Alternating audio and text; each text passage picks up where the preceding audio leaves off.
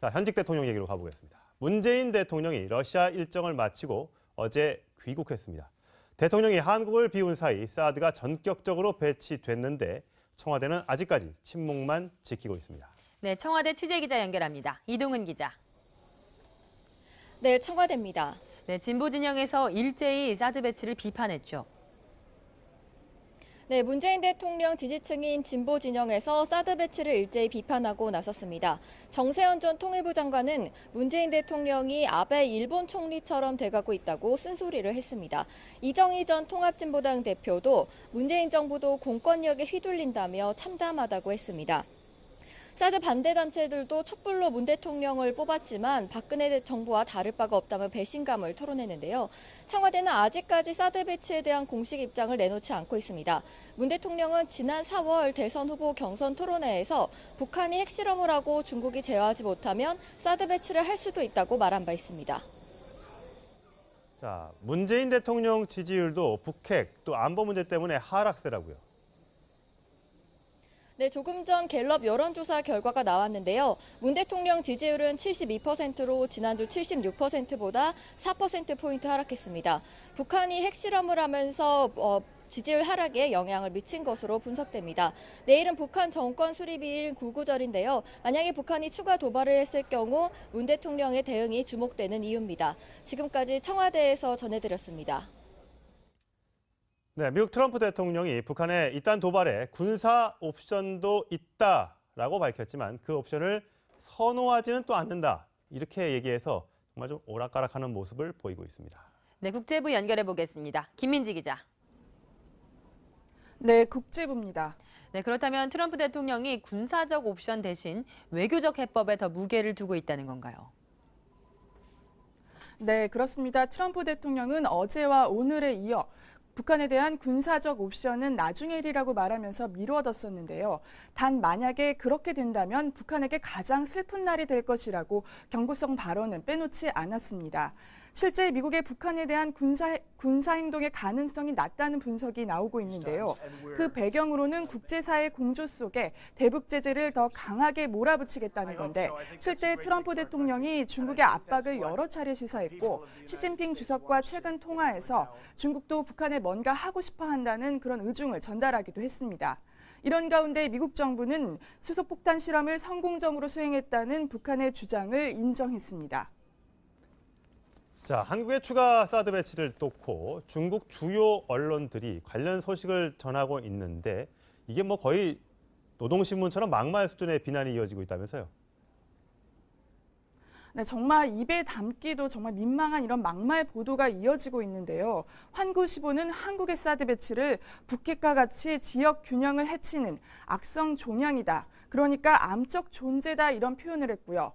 또 사드 배치를 지지하는 한국의 보수주의자들은 김치를 먹어서 멍청해진 거냐. 또 한국은 이 강대국 싸움에서 개구리밥이 될 것이라는 황당한 표현까지 하면서 비난을 퍼부었습니다.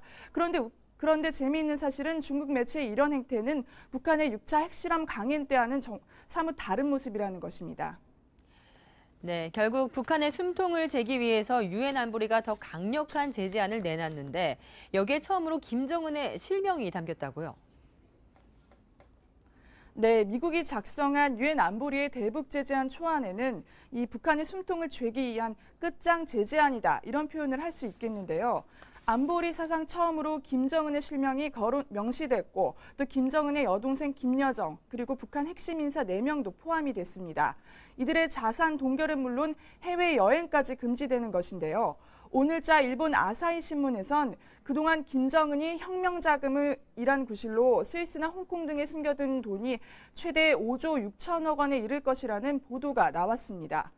유엔 안보리는 북한의 석유나 천연가스 공급을 금지하는 등 여러 제재 항목을 넣었지만 과연 중국과 러시아가 어느 선까지 받아줄지가 최대 변수가 될 것으로 전망됩니다. 지금까지 국제부에서 전해드렸습니다.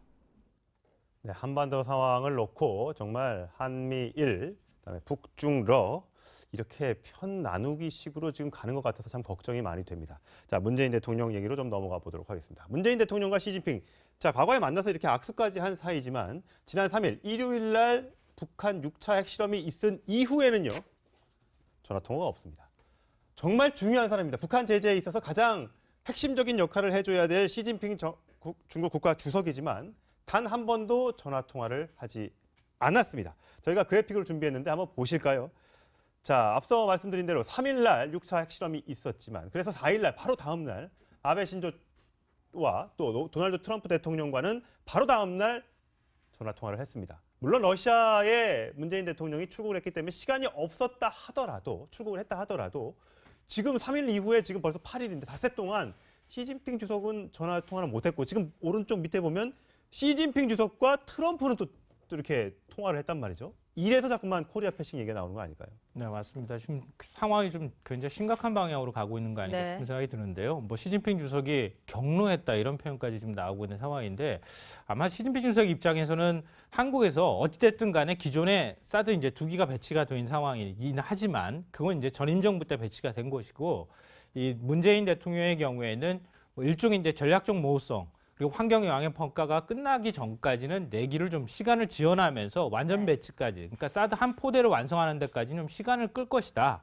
그게 우리한테 보일 수 있는 일종의 최소한의 예의다. 뭐 이런 식의 어떤 시각들을 갖고 있었을 거라고 보는데 뭐 지난번에 이제 ICBM급 미사일 발사하고 난 다음에 문재인 대통령이 입장을 확 180도 바꿔서 바로 4기 추가로 배치하겠다. 그래서 사드 포대 완성하겠다. 이렇게 지금 나오고 결국은 배치까지 된 거 아니겠습니까? 그러니까 시진핑 주석 입장에서 보면은 뭐 중국이 이런 것들을 유난히 또 강조하는 입장이긴 한데 그러니까 본인 스스로를 좀 배신했다는 이런 생각들도 갖고 있지 않을까. 이전에 이제 박근혜 그 전 대통령 때 그때 이제 황교안 총리가 이 중국을 갔을 때 그때 이제 그 우리가 사드 배치 발표하기 바로 직전이었거든요. 아, 그런 거 배치 아직까지 결정된 바 아무것도 없다 그런 다음에 그 바로 직후에 사드 배치 결정하고 나서 중국이 뭐 일절 우리 관계자들하고 만난 적도 없는데 지금 네. 딱 그런 상황이 재현되고 있는 것 아닐까. 그래서 좀 우려가 되는데요. 문제는 이제 그건 것 같아요. 제가 볼 때는 우리 입장에서는 사드를 불가피하게 선택할 수밖에 없고 배치할 수밖에 없다고 하는 측면이 있을 수 있다고 생각하는데 문제는 그 대가가 너무 클 수 있다는 거예요.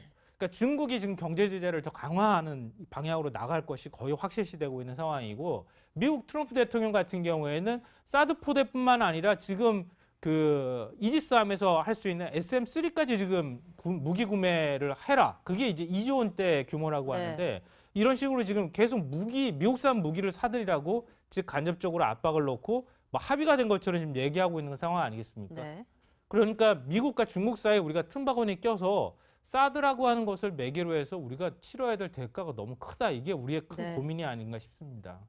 그 대가가 크다는 말씀하셔가지고 잠깐 뭐 떠오른 얘기가 있는데 어쨌든 그 WTO의 가입국입니다. 중국 역시도 네. 자유시장 경제를 하고 있는데 이 사드라는 안보 문제 때문에 우리한테 무역 보복을 한다. 이 부분에 대해서는 저는 국제법적으로 한번 따져봐야 한다는 생각이 듭니다. 지금 조금 전에 그 평론가님 말씀하신 것처럼 너무 과하다. 네. 우리가 당하는 이 보복이라는 것이 너무 과하다. 그러면 정말 너희도 가입국 아니냐, 자유시장 경제고 보호무역주의 하자는 것도 아닌데 단지 우리는 안보 때문에 이런 건데 이게 과연 부당한 행동인지 그거에 대한 대가로 무역 보복을 한다는 게 정당한 행동인지 국제사회에서 한번 따져보자고 정부가 한번 공식 제안을 해봤으면 네. 좋겠고요. 이미 우리 정부가 산자부를 중심으로 그런 것들을 하고 있는 걸로 아는데 이게 외교력의 문제입니다. 만약에 중국의 상대가 미국이었거나 아니면 뭐 좀 더 강대국이었다면 과연 이렇게까지 과하게 했을까? 저는 약간 그 부분에 대해서는 네. 좀 우리 정부가 조금 더 외교력을 발휘해야 될 거라고 생각을 합니다. 지금 중국 언론 매체들도 굉장히 이중적인 모습을 보이고 있는데요. 이 북한이 핵실험을 했을 때는 가만히 있더니 우리가 사드를 배치하는 것에 대해서는 정말 입에 담을 수 없는 말을 하고 있어요. 그 정도가 좀 심하죠. 네. 예, 굉장히 심한 얘기들을 하면서 뭐 마치 김치를 먹고 바보가 된 게 아니냐 뭐 이런 네. 식으로 이제 비판을 하고 이런 언사들을 뭐 아무렇지도 않게 막 하고 있는데 이런 사드가 부분들은 악성 종양이라고 하고요. 그러니까 사드 배치를 하는 게 핵미사일을 개발하는 북한과 다를 바 없다라고 지금 얘기를 하고 있고요. 또 보수 세력이 김치를 먹고 바보가 된 것이 아닌가. 자, 저 위에 빨간 글씨로 되어 있는 게 환구시보라고요. 어떻게 보면 중국의 가장 그 입장을 대변하는 신문 아니겠습니까? 그렇죠. 입장을 대변하는 신문이라고 봐야죠. 마치 이제 한국도 북한처럼 극단적으로 변하고 있다. 막 이런 네. 얘기를 하고 있는데 저는 기본적으로 이제 중국이 우리를 바라보는 시각이 굉장히 좀 우리가 과거에 우리가 종주국이었고 너희들은 속국이 아니었냐 이 생각이 이런 DNA가 지금도 계속 흘러오고 있다라고 네. 봅니다. 이번 사드 부분 관련해서도 그것이 그대로 관철되고 있다라고 보여지고요. 결국 이제 중국으로서는 뭐 사드 자체도 보지만 큰 틀에서 이제 미국과의 대결 구도 속에서 이 문제를 바라보다 보니까 결국은 이 사드 문제를 한국과 중국의 문제라기보다는 한국과 미국의 문제로 보면서 우리를 강하게 때리는 쪽으로 어떻게 보면 약간의 화풀이를 한다고 예. 할까요? 이런 식으로까지 지금 하고 있는데 저는 상당히 좀 중국의 대응이 필요 이상으로 과하다라고 좀 생각이 들고 아까 이제 심정수 차장도 얘기했는데 저도 조금 더 우리 정부가 이 부분에 대해서 당당하게 대응할 필요가 있다라고 생각을 하고요. 경제적인 어떤 타격을 뭐 이미 그동안에 뭐 많이 받아왔죠, 우리가. 아마 앞으로도 좀 있을 수가 있는데 저는 이런 과정을 통해서 우리가 이걸 견뎌내면서 경제 체질을 좀 더 강화하고 또 우리만 피해를 입는 게 아니고 중국도 피해를 입습니다. 그리고 이것이 과연 현재 이제 많은 피해들이 나오고 있지만 저는 사드로 인한 피해인가도 한번 따져봐야 돼요. 그러니까 우리 스스로의 어떤 경쟁력 자체가 지금 중국이 과거에 우리가 막 앞서 있다가 중국이 좀 무서운 속도로 추격을 하고 있지 않습니까? 네. 여러 가지 이런 부분에서 오는 그런 문제도 있기 때문에 모든 것을 다 우리가 사드 때문에 우리가 지금 안 되고 있다라고만 뭉뚱그려서 할 수 있는 그런 상황은 또 아니다. 그러니까 이번 기회에 조금 더 우리 기술력이라든지 이런 것들을 더 향상시키고 판매망을 좀 더 중국 외에 다른 쪽으로까지 예. 확대할 수 있는 그러한 어떤 이 위기를 또 기회로 그렇게 삼을 수도 있는 것 아닌가 하는 생각도 들기 때문에 너무 이것을 막 굉장한 위기고 우리가 빨리 이 문제를 해결해야 되고 중국과 풀어야 되고 이렇게만 접근하면 중국 입장에서 보기에는 오히려 더 일종의 꽃놀이패 비슷하게 치고 네. 있을 수가 있기 때문에 우리는 좀 더 당당하고 굳건한 자세로 이 문제를 좀 받아볼 필요가 있다라고 봅니다. 예, 말은 참 쉬운데 외교라는 게 참 하기가 어렵다는 점에 참 문제가 있고요. 오늘 심정투장, 일본 아사히 신문이 네. 김정은이 혁명자금이란 구실로 스위스, 홍콩 이런 데 숨겨둔 돈이 무려 5조 6천억, 한 6조 가까이 된다라고 지금 보도를 했습니다. 오늘 아침에. 네. 자, 과거에 우리가 이제 뱅코델타 아시아 은행을 돈줄을 죄서 네. 김정일의 그때 굉장히 그 어떻게 보면 압박했던 적이 있지 않습니까? 네. 이런 거 전부 다 끊고 그다음에 원유도 중단하고 이런 식으로 좀 강력하게 물론 중국의 도움이 필요합니다만 그래야지만 김정은의 어떤 이런 도발 야욕을 멈출 수 있지 않을까 싶습니다. 어떻게 그렇습니다. 5조 6천억이 이게 줄어서 5조 6천억이래요 그동안. 그거보다 더 많을 수도 있을 것 같다는 네. 생각이 듭니다. 김 씨 일가가 지금 3대 세습을 해온 기간이 벌써 몇십 년 되잖아요. 그런데 어쨌든 조금 전에 앵커 말씀하신 대로 이 김정은에 대해서 어쨌든 미국도 처음으로 김정은이라는 이름을 올려서 안보리에 제재안을 냈다고 하지 않았습니까? 그게 중국, 러시아의 뭐 의견이 어떨지 그래서 최종적으로 통과가 될지는 앞으로 지켜봐야겠지만은 지금 국제형사재판소에 거의 전범급으로 세우나 마느냐 지금 이런 상황으로 논의되고 있는 게 김정은이라는 지금 북한의 지도자거든요. 그렇기 때문에 정말 최고조의 압박을 계속해서 뭐 한미 동맹은 당연하고요. 물샐 틈 없이 가해야지만 뭐 지금 이 게임 체인저라고 하는데 수소탄 개발까지 해놓은 이 상태를 어떻게든 좀 변화의 돌파구를 만들 수 있지 않을까 생각합니다. 지금 벌써 내일이 9월 9일이잖아요. 그러니까 북한이 주장하는 정권 수립 네. 1이란 말이죠. 구구절에 또 뭔가 또 도발을 할까 봐. 지금 핵실험을 했기 때문에 이번에는 뭐 ICBM을 쏴서 정말 괌 근처까지 떨어뜨릴지 아니면 잠수함 미사일을 쏴서 더 멀리 보낼지 어떻게 될지 모르겠는데 저희도 지금 거기에 대비해서 지금 방송 준비를 해야 될 판입니까 지금? 그게 참 우리 입장에서 굉장히 답답한 상황이긴 한데요. 방금 전에 말씀하셨던 것처럼 국정원이 이제 북한 정권 수립일 9.9절 맞아가지고 ICBM급을 쏘든 아니면은 네. SLBM을 쏘든 뭐 어떤 방식으로든 이 새로운 도발을 할 것이다 이렇게 추정을 지금 하고 그랬죠. 있는 상황인데요. 그러니까 북은 이런 태도를 멈추지 않을 것이라고 하는 게 이 대부분의 어떤 관측일 수밖에 없는 것 같습니다. 이미 전 세계에서 수소폭탄급, 그러니까 오늘 이제 얘기가 나온 게 미국도 사실 수소폭탄을 인정을 했다는 거 아닙니까? 예. 수소폭탄을 개발하고 포기한 나라가 있었나요, 전 세계에? 단 한 군데도 없었습니다. 네. 일반적인 원자폭탄을 개발하고도 이 포기한 나라는 개발 중이었던 이란을 빼고 난 다음에 남아프리카 공화국 단 한 곳밖에 없어요. 네. 그만큼 핵을 포기한다는 것 자체가 쉽지가 않은 거거든요.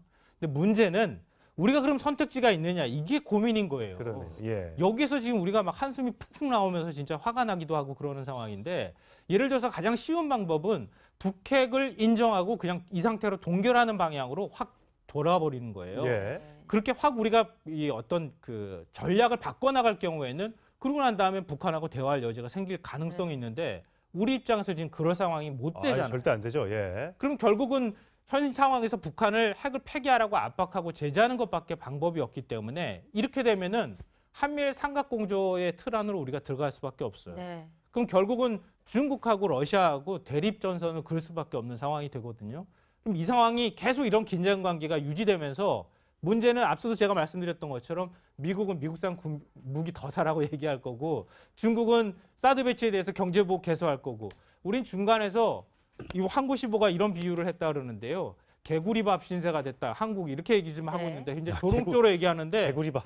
굉장히 우리 입장에서는 기분 나쁘지만 우리가 중간에서 샌드위치가 돼가지고 지금 갈 곳을 자꾸 잃어버리는 거 아닐까. 네. 이 상황을 어떻게 그러면 타개할 것인가 이게 우리한테 남은 숙제인데 마땅히 방법이 보이지 않고 있다고 하는 점에서 정말 화가 나기도 하고 답답하기도 하고 그렇습니다. 5천만 국민이 있고 세계 10위의 경제 대국이고 또 미국산 무기를 가장 많이 사는 우리나라인데 어쩌다가 이렇게 강대국 틈바구니에 껴서 이렇게 어려움을 겪고 있는지 모르겠습니다. 이럴 때일수록 국민들도 똘똘 뭉쳐야 될 것이고요. 정부도 국민의 마음을 대변해서 단단한 마음을 먹고 외교력에 집중을 좀 해줘야 되겠습니다.